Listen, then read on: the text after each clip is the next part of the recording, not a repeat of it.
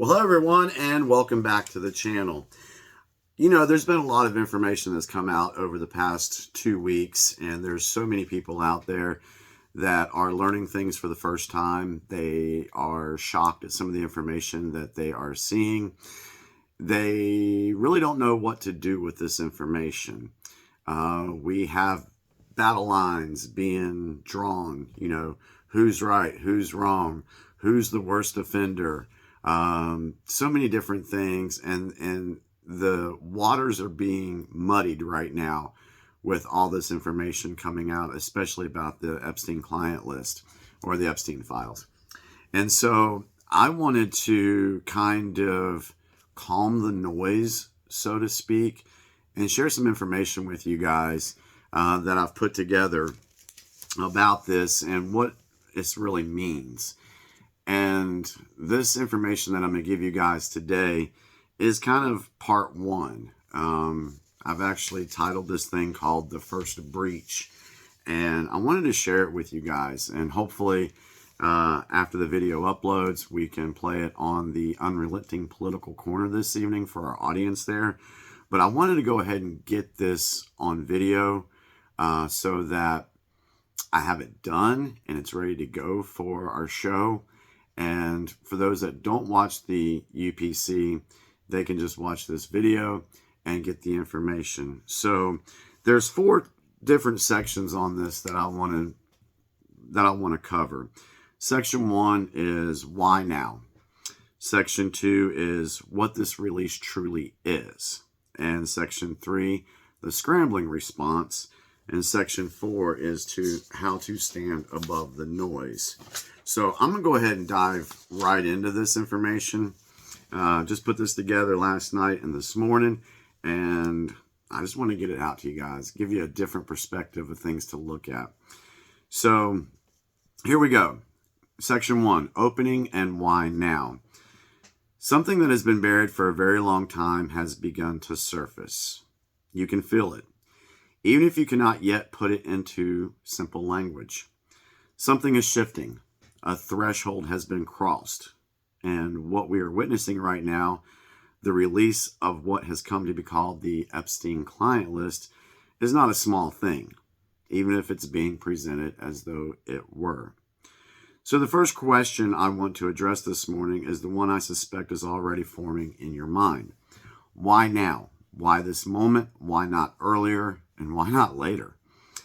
The answer is not that those who have managed the shadows have suddenly grown a conscience. The answer is that the alternative, complete uncontrolled collapse, is something that they can no longer afford. There are cycles in the cosmos. There are cycles in human civilization. And there are cycles in the hidden architectures of control. When those cycles turn, it does not always arrive like a thunderclap. Sometimes it begins with paperwork, with policies, with unexpected documents, with files that appear and then disappear and appear again, with redactions that provoke more questions than they can silence. This is what you are witnessing, a control structure that has reached the point where something must be released, not because those who hold the levers have chosen transparency, but because the pressure of reality itself has reached a level they can no longer contain. They have chosen a controlled breach rather than an uncontrolled collapse.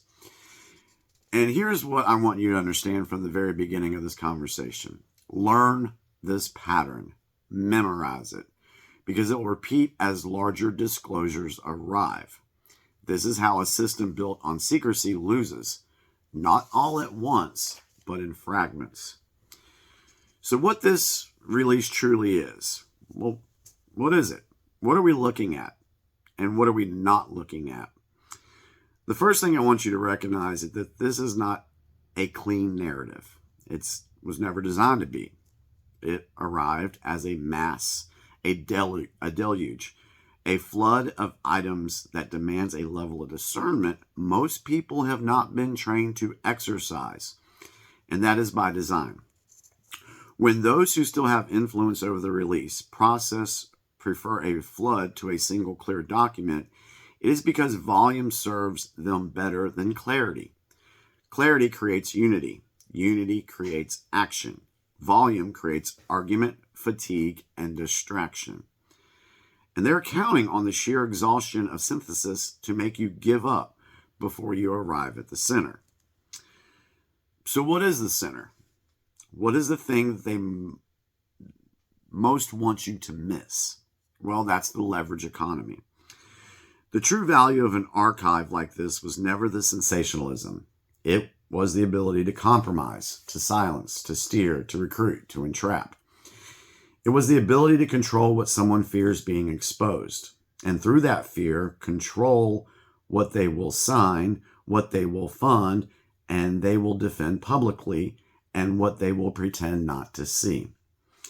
This is why I urge you, do not let the story shrink into one man, one island, one scandal. The scandal is the doorway. The doorway leads to something much larger, something much darker. Now, the release is also designed to make you think certain things that are not true. Let me name 3 of them. Trap number 1. Disclosure is a moment, not a process. They want you to think of this as a single event, a one-time drop, a climax, after which everything either changes dramatically or returns to normal. Because you believe disclosure is a moment, you can be pacified by a partial release. When you understand it is a process, partial releases only open your appetite for what comes next. And I can assure you, there is stuff that is coming next. Trap 2. If the proof isn't perfect, nothing is real. You will see incomplete evidence. You will see redactions. You will see items that can be argued over. That is part of the strategy.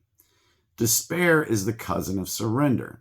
Do not let the imperfection of the release convince you that the underlying architecture doesn't exist. Trap 3. The most famous name is the most important thing. If your attention is hypnotized by celebrity, by the biggest name you can find, then the deeper systems that enable the entire network remain intact. A system that remains intact can simply rebuild new faces and place them on old machinery. What you are receiving is a structure of disclosure, and the structure itself is part of the message. Read the patterns, not the spectacle.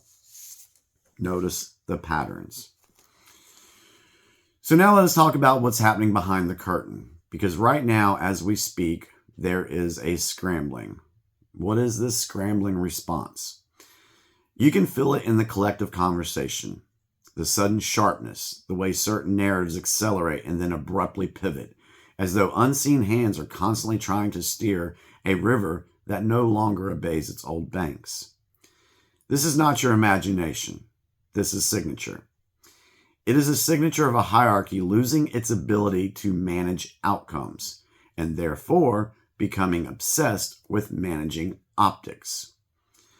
Let me walk you through exactly what the scrambling looks like, because once you can name these behaviors, you will see them everywhere, and they will no longer have the power to confuse you. Behavior 1, converting exposure into bureaucracy. The first thing a threatened, controlled structure does is slow everything down. They hide behind procedures, behind ongoing reviews, behind necessary redactions, behind we must protect privacy. Some of these statements are partially true, which is precisely why they are effective. A half-truth is the most powerful shield a deeper concealment can have. Behavior 2, the quiet sorting of liabilities. This is where you will begin to see plea deals, immunity language, sealed arguments. Sealed agreements, strategic resignations, retirements announced for personal reasons. In a collapsing structure, deals are not made because the structure is confident. Deals are made because the structure is frightened. And when one begins to bargain, another rushes to bargain first. Because in a collapsing hierarchy, information becomes the last currency of survival. Behavior 3, the rapid movement of assets. While you are watching headlines, names, and clips, the inner world is watching transfers, shells within shells, foundations, charities, intermediaries. A collapsing control structure tries to make itself intangible. Watch for sudden rebranding, sudden corporate dissolutions, sudden philanthropic announcements designed to cleanse reputation and provide moral cover. That is not virtue. That is asset protection disguised as benevolence. Behavior 4, the flood of decoys. The simplest way to fracture a truth movement is to flood it with competing truths until the public cannot tell what is real and what is theater. Sensational claims released at strategic moments, fabricated artifacts presented as definite proof, leaks designed to discredit other leaks, same story told in 10 contradictory versions until exhaustion sets in. They are attempting to train your population into apathy by making the search for truth feel impossible. Ain't that the damn truth? Behavior 5, polarization.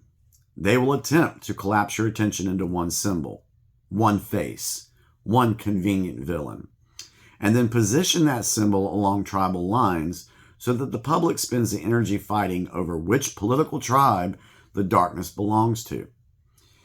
Because if you're fighting about that, the darkness remains free to operate as a multi-tribal system that uses all tribes when convenient. That is the scrambling. And yes, they are failing to restore the old normal. They can slow it down, but they cannot reverse it. They can distract, but they cannot unopen a door that has already been open. They can bargain for time, but time is no longer their ally. Because each wave of exposure trains more eyes to see patterns. And once pattern recognition spreads through a population, the architecture of secrecy becomes fragile. So, what do we do with all this?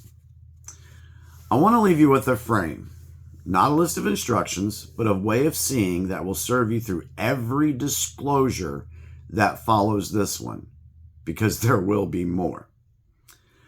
The successive disclosure wave is not measured only by prosecutions or headlines in the first week.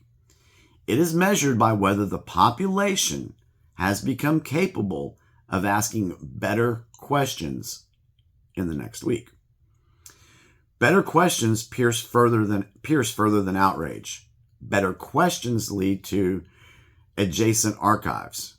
Better questions lead to unsealing motions, internal reviews, quiet movements of assets and loyalties. Better questions force those who have relied on silence to begin speaking in ways they cannot fully control. So your task, each of you, is to be the loudest voice in the room. Let me fix that. Is not to be the loudest voice in the room. My apologies. Is to be a pattern leader, not a sensational seeker, not a lane driver. Because understand this, those who remain invested in control study your population the way a meteorologist studies weather patterns. They release information when they believe it will split your attention into manageable lanes. The lane of outrage, the lane of denial, the lane of partisan conflict, the lane of spectacle, the lane of nothing will ever change. They want you to pick one of those lanes and stay in it. You are here to stand above the lanes and see the whole map. Or, as I have said before, put together that puzzle and start filling that puzzle in, and eventually you'll see the big picture. This map says the first breach is not the end. It is the permission slip for further breaches. Once one archive becomes discussable, other archives become imaginable. And once they are imaginable, pressure gathers. And pressure creates openings. This is what an opening looks like when it occurs inside a system that still has hands on the levers. It looks messy. It looks contradictory. It looks like a flood that someone does not satisfy the hunger for a clean conclusion. It looks like truth being permitted in fragments, while distortion tries to ride on its back. This is exactly what we should expect, and exactly why we must not mistake a noisy beginning for a failed process. We are at the beginning of a disclosure cascade that will move from visible scandal into the less visible corridors, money routes, leverage operations, influence infrastructure, and the hidden agreements that shape the modern era. The first wave is what can be released without triggering immediate systematic panic. The later waves will reveal what was being protected by the secrecy in the first place. So, hold your discernment, develop your pattern recognition, do not collapse under the weight of volume, do not be pacified by a partial release, do not be hypnotized by the most dramatic name in the story. Ask better questions, teach others to ask better questions, and trust that once a civilization sustains attention on hidden structures, those structures begin to destabilize. The door's been open. What follows will be larger. So I hope you guys took some good points from that. That is the first part of what I wanted to do. Once I put the second part together, I'll share it with you guys as well. So keep your heads up. Use that discernment. Don't get sucked into the narratives that you see on the mainstream and that you see on social media. Because, like it's been said before, nothing can stop what's coming.